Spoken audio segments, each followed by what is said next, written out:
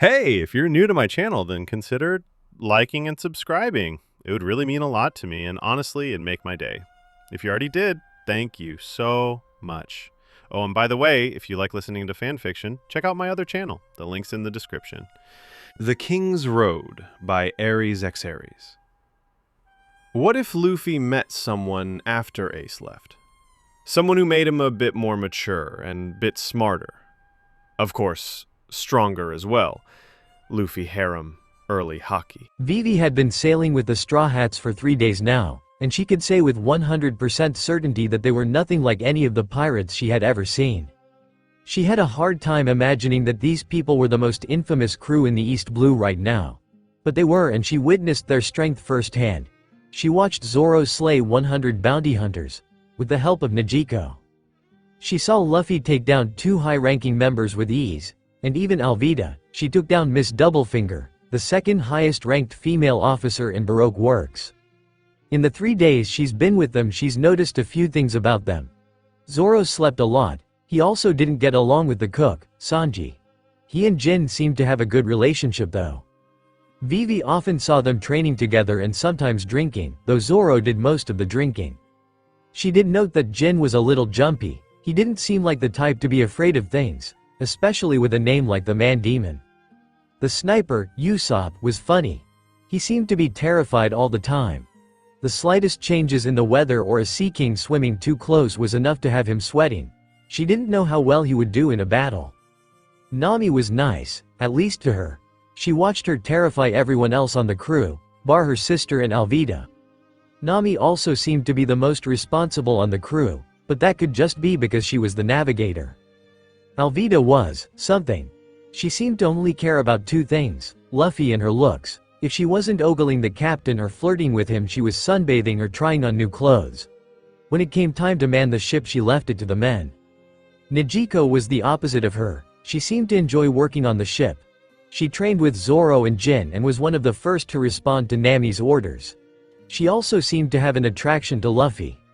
Vivi didn't know if she was as infatuated as Alvida though, or maybe she just hid it well. The lion, Shiro, was strange. No more strange than Karoo Vivi supposed. He usually stayed close to Luffy, sleeping by him, eating next to him, and Luffy usually gave him a few slices of meat on his plate. But Shiro was very smart. Vivi had seen him playing games with the others, and he had a very wealthy drinking habit. She had a good idea of everyone but the captain. Monkey D. Luffy.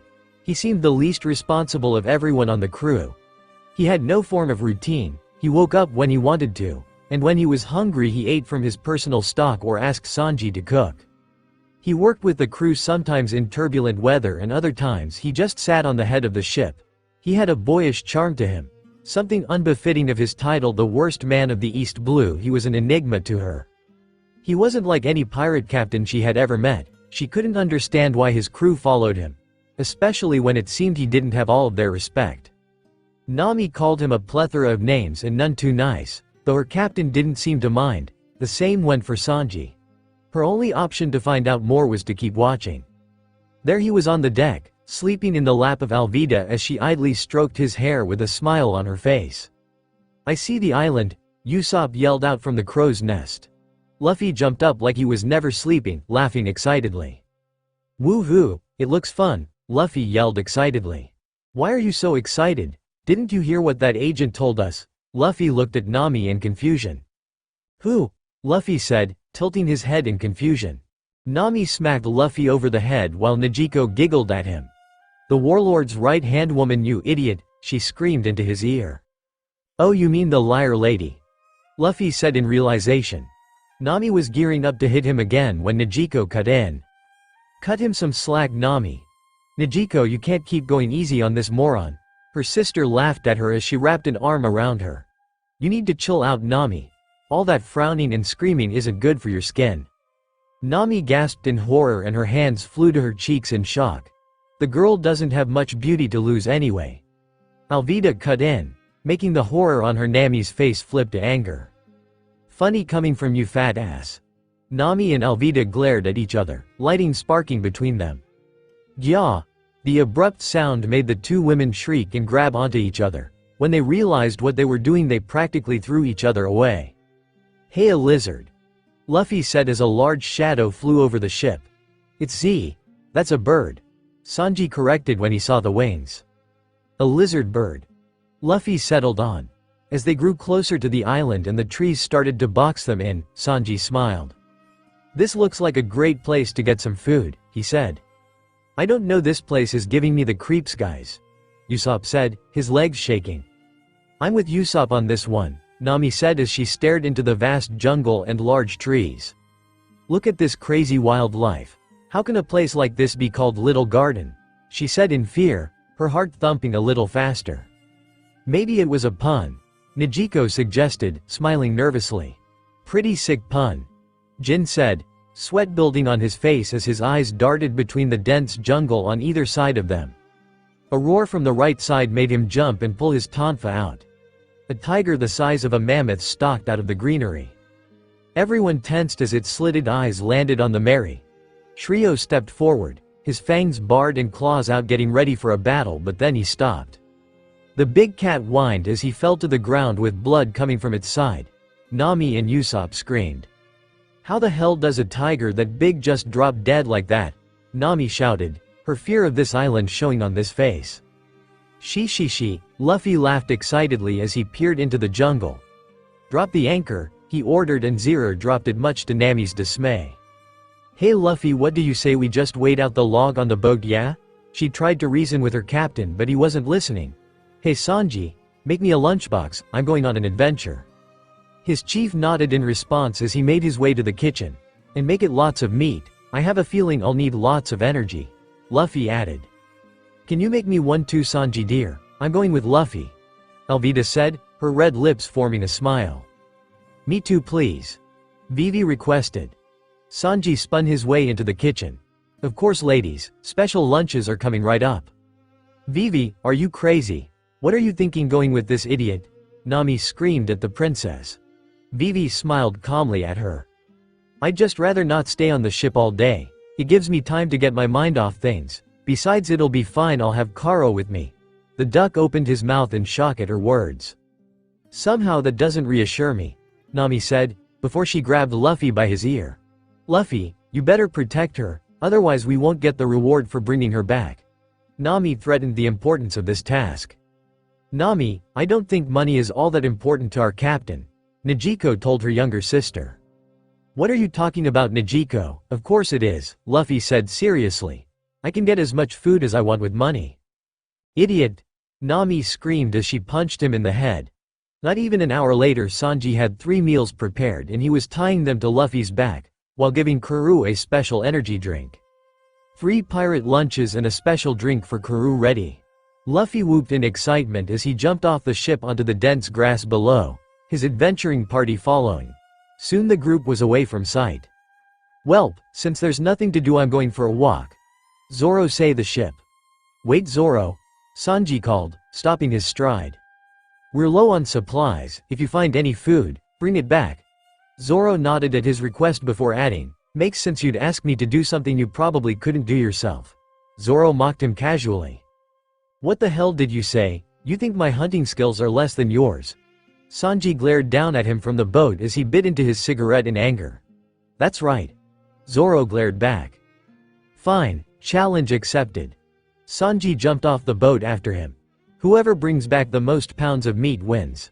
Zoro scoffed at him. I'll bring back tons, he said as they both turned away from each other. Let us get in on this. They both stopped and looked up as Jin and Shiro jumped from the boat. Surprise, you even got off the boat, Jin.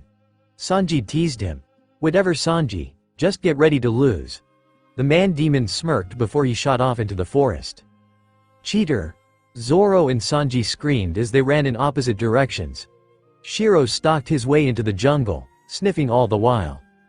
This event was watched by the 3 remaining crew members, Usopp, Nami, and Nejico.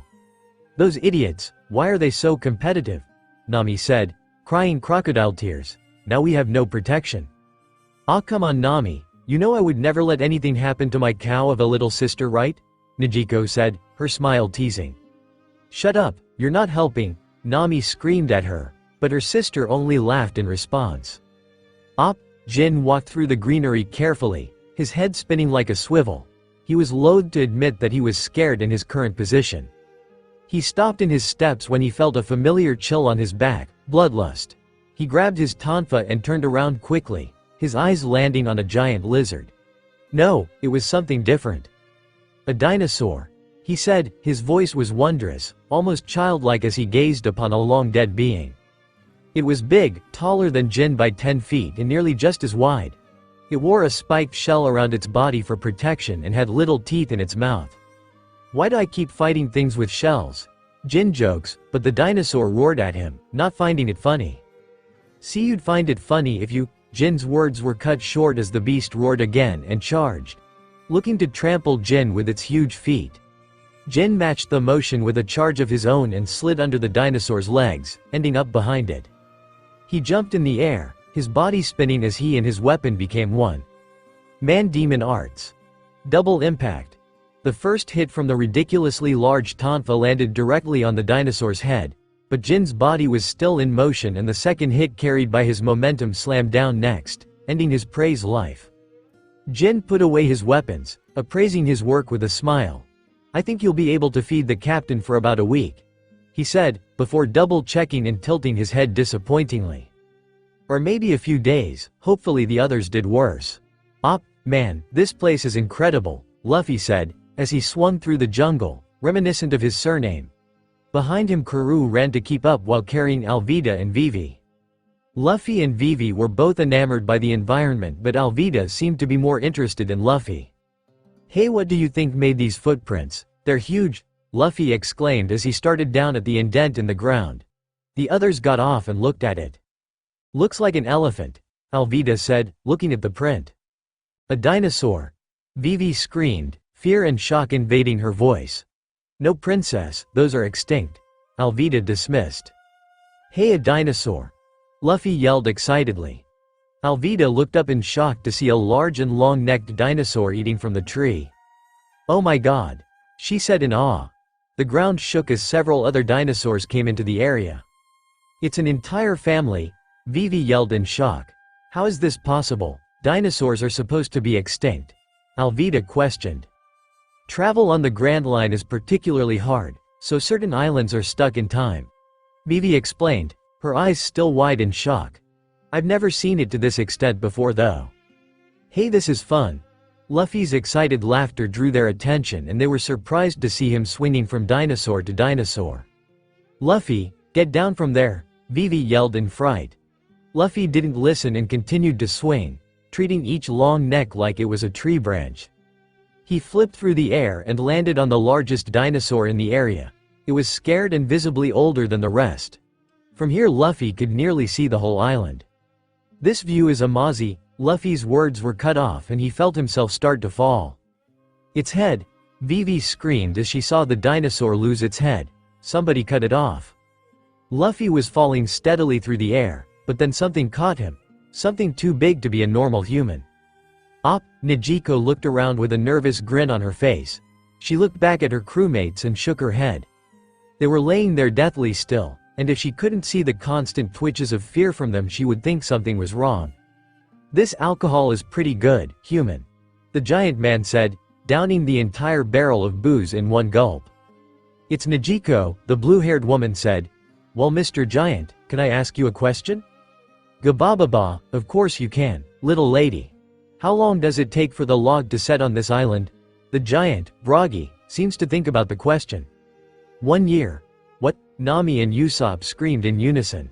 Oh, you're awake now. Go on, friends, dig in, Bragi said, offering a house-sized piece of meat to them.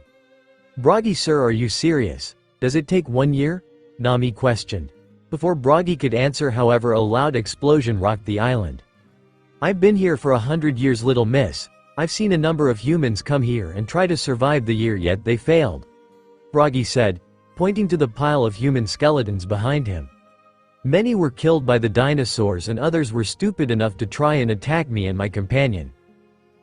You've been dueling for 100 years, Vivi exclaimed in shock. That's nothing, our lifespans are 3 times longer than your tiny ones, Dory said with a laugh.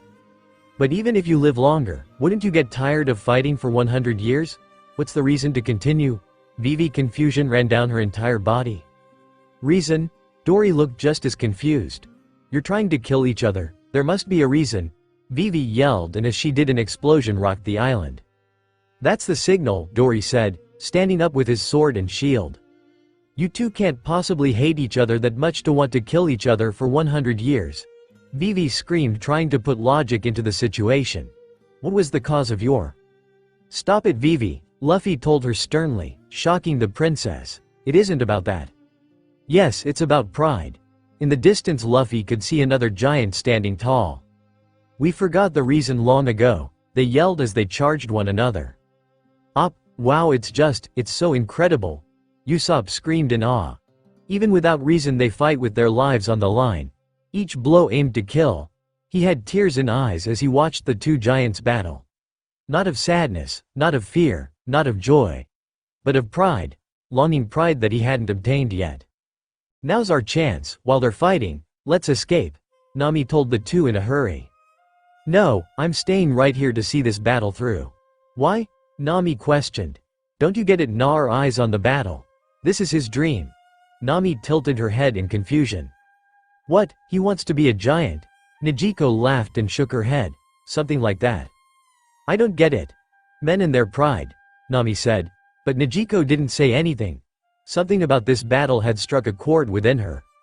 We shouldn't leave yet, she said. Why not? There's no use staying here. We should find the others and come up with a plan, Nami explained. That's why we shouldn't leave. That log is useless to us now, but maybe we can find a new one that's already set. Nami got where she was going and turned her attention to the pile of human bones on the ground. She shivered in disgust as she and Nijiko prepared to search. This still doesn't get us to Alabasta. Better than staying here for a year. Back with the Mary, 3 men and 1 lion were conversing. Or more like arguing. What the hell are you 3 talking about? My prey was obviously bigger. Sanji exclaimed, pointing out its length. Yours might be longer but mine weighs the most, Zoro said. Mine is the widest though. Jin argued. Rawr. Shiro roared in protest, pointing to his bloodied catch. Sanji kissed his teeth. Fine, we'll do a re-hunt. When that volcano goes off again you have to come back here, catch or no catch. Fine. Shiro stalked through the forest, his nose to the ground. He was sure that he had won the competition, but he had underestimated his competitors. He would win, otherwise what kind of a hunter would he be? As he was walking his nose picked up on something. It was human, multiple humans. It didn't smell like any of his friends though. He decided to follow his nose. He was getting closer and closer until his head bumped into something hard. RRR, he let out a pained growl and grabbed his head with his paws. He looked up and found a large white house. He could hear talking inside. Those straw hats are as good as dead, and we'll get the 200 million from those 2 idiot giants while we're at it. Shiro didn't know anything about any giants, but he knew the straw hats. His claws pierced the ground, as a low rumble bubbled in his throat. It was like thunder before a lightning strike. He walked around the structure before he found a door. With a roar he burst through the wood, scaring the people inside. What's a lion doing here? The man who was speaking earlier questioned. He had a very weird hairstyle that looked like a 3. That's Straw Hat's pet. One of them said. What's it doing here? Who cares, kill it. Shiro bared his fangs as he got ready for battle, but something happened. Betrayal Black. Something was splashed on his back and he stopped what he was doing. His mind felt hazy, and as he stared at the group of people he was about to kill a moment ago he felt nothing. Miss Goldenweek, what are you doing? A blue-haired woman asked. Why not just kill him? We still need to find the Straw Hats, and this will throw them off when they see one of their own has betrayed them. A little girl, Miss Goldenweek, walked up to Shiro. Take us to your master. I found one, Nami yelled in triumph, holding a dusty log pose. Good job, Nami. Nijiko said, wiping herself of dirt. Now let's get out of here. Sifting through all these skeletons makes me feel icky, Nami said, shivering as she moved out of the pile. Nijiko was soon to join her, but she saw something that caught her eye. A lone chest in the pile of the deceased. What's this? She said aloud. She picked it up and tried to open it, but it seemed to be locked. She pulled out her black knife and slammed the butt down onto the wood. It cracked, and with another hit she was able to see what was inside. Her mouth hung open in shock as she laid eyes on the treasure. Is this a Nijiko? Nami's frantic scream cut through the silence, and it put Nijiko on edge. Run, Nijiko, there's dinosaurs. Just like Nami had said, a pack of raptors ran through the camp. She could see her sister and Usopp running away, so she didn't loiter too long either. She cupped the chest in her hands as she ran through the forest. When she felt she was safe, she peered down at her treasure with a smile. Now what should I do with this, Op? Back with Luffy's group, Dory had just returned from his battle that had ended in a draw. The three had inquired about how long the log would take to set. The answer was not what they were hoping for. A year is too long, Alvida said squarely. By the time it's done, my people could already be ruined, Vivi said, tears coming to her eyes. The only thing I have is an eternal pose to Elbaf, my homeland. You could try your luck and take it by force, Dory joked. That won't do, we're to get to Alabasta, Luffy said, shaking his head, not frightened at all by the idea of fighting a giant. Well, you could always just sail out into the open ocean and see how that works. Gegyagyagya, Dory said, laughing. She, yeah, maybe that'll work, Luffy said, breaking into a fit of laughter that Dory joined. The two women looked at them like they were crazy. You're a pretty funny human, Dory said, grabbing a barrel of booze. Brogy says he met your friends, they gave him some booze. Must be Nami and Long Nose, Zoro or Sanji would never, Alvida said. So they got off the ship after all, huh? She. I wish I could have saw their face when, boom. An explosion drew their attention and they looked up to see smoke coming from Dory's mouth. He soon fell over with blood coming from his mouth. The booze exploded in his stomach, VVIV yelled in shock. Someone must have put a bomb in it. Alvida realized. Her empathy was little for the giant, but the thought of someone trying to harm Luffy angered her greatly. But who would do that? Vivi questioned. She was shocked by the situation. She nearly missed Dory rising to his feet. How dare you? The anger in his echoed in their ears. We didn't do this, Vivi yelled. The booze was from your friends, Dory said simply as he grabbed his sword. Luffy silently handed his hat to Alvida, shocking the woman. Luffy, she said, confused as he walked forward, cracking his knuckles. I'm gonna have to calm you down, big guy, Luffy said seriously, and through his words battle between giant and human started. With great force, Dory swung his sword down onto Luffy, but the captain dodged. His sandals landed on the large blade and he ran up the edge. Gum. His attack was cut short as the giant tried to punch him with his shield.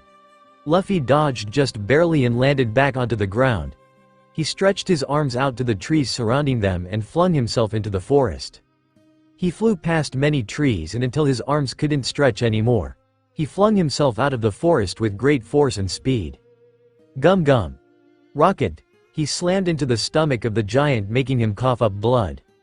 I underestimated you, Dory said as he fell to the ground with white eyes.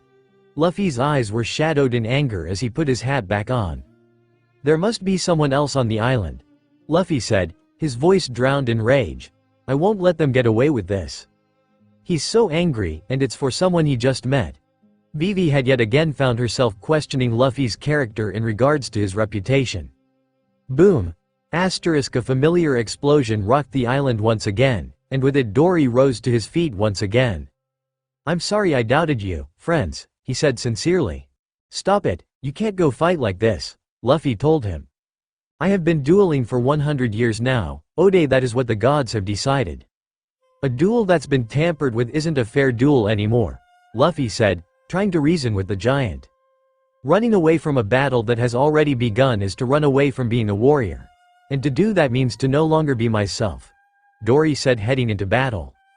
I'll just have to stop you then, I won't let your battle end like this, Luffy said, balling his fist. Dory turned around, ready to fight, but a sound halted their actions. Roar! Luffy turned to the forest and found his lion, Shiro. He was running full speed towards Luffy. Shiro! Luffy spoke his name in confusion. He could feel it was his friend, but it wasn't at the same time. The lion lunged at Luffy and bit down hard on his shoulder. Luffy! Alvida and Vivi screamed. I can't believe it's already been a year since Ace and Sabo left. I wonder how they're doing, Luffy said aloud. Only 2 more years and I'll be next, he said with a wide grin. As Luffy had said, it had been an entire year since his brothers, Ace and Sabo, had left the island to become pirates. Luffy, now 15, had kept training hard in preparation for his own journey. He was currently resting in the woods after a long day of training. The trees and animals were his only company. He had just hunted a meal and was thoroughly enjoying it. Snap! Luffy's ears twitched from the sound of a branch breaking. He looked up and came face to face with a lion. Pure white in color. Eyes as red as blood. It was small, maybe the same height as Luffy himself. What do you want? Luffy said, unbothered by the predator. The lion growled and Luffy saw its eyes narrow on the food he had roasting on the fire. You want some? A growl was Luffy's response. The rubber boy's face shifted to displeasure. No way, go get your own. The lion growled in anger and Luffy somehow knew he was trying to lay claim to his prize.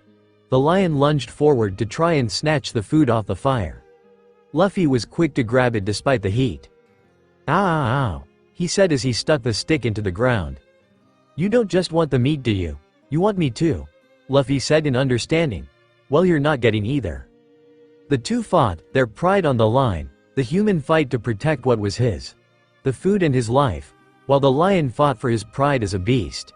He wanted everyone to know he was the apex predator. Sadly, on this island he wasn't. Luffy stood victorious over the lion's slumped body. He had cuts and claw marks all over his body as well as a bleeding bite on his shoulder. She, Luffy laughed and tossed the lion some food much to its confusion. That was fun, Luffy said as he turned and left. This was the first time Luffy and Shiro met. Op, Luffy. Alida and Vivi screamed in horror as Luffy fell to the ground, his shoulder bleeding crimson. He didn't scream as he fell, he didn't even grunt as the fangs tore his flesh. Shiro, what are you doing? Alvida screamed in confused anger. Her brow was pinched in worry as Shiro ignored her and dug his fangs deeper into Luffy's shoulder. You stupid lion, that's Luffy, she yelled as she raised her mace to attack him. Stop, Alvida! Luffy yelled at her, and her attack was stopped by his voice. Shrio, get off of me! The lion struggled with the request. To the onlookers it seemingly took all his strength to obey. Shiro took strained steps backwards and Vivi and Alvida gasped when they saw his face. He had tears in his eyes. Luffy sat up, his legs crossed as he stared at Shiro. The lion growled at him and clawed at the ground hoping he could dig himself deep enough to not attack Luffy. I've never seen anything fight Miss Goldenweek colored traps. A new voice said as he entered the clearing. It was Mr. 5 and he wasn't alone. That must be some loyalty the beast has. Ha ha ha ha. His partner, Miss Valentine said as she floated beside him. Baroque works, Vivi said, her voice filled with hate. Let's skip the pleasantries, I'm here to kill you. Miss Doublefinger voiced, her strides filled with abject anger as she made her presence known. Well, bring it on, Vivi said as she pulled out her peacock slashers. Not you, princess, I was talking to that bitch, the blue-haired woman yelled, pointing at Alvida. The smooth woman looked confused. Don't think you'll get away with that lucky hit and run off, Miss Doublefinger yelled as she charged Alvida and jumped into the air. Her leg posed as a spear as she aimed a kick at her. It wasn't lucky, Alvida said, as she blocked the kick with her mace. She pushed her off and Miss Doublefinger flipped in the air as she landed. The two women's eyes narrowed as they started to brawl. Vivi looked away from the battle to focus on the other two members.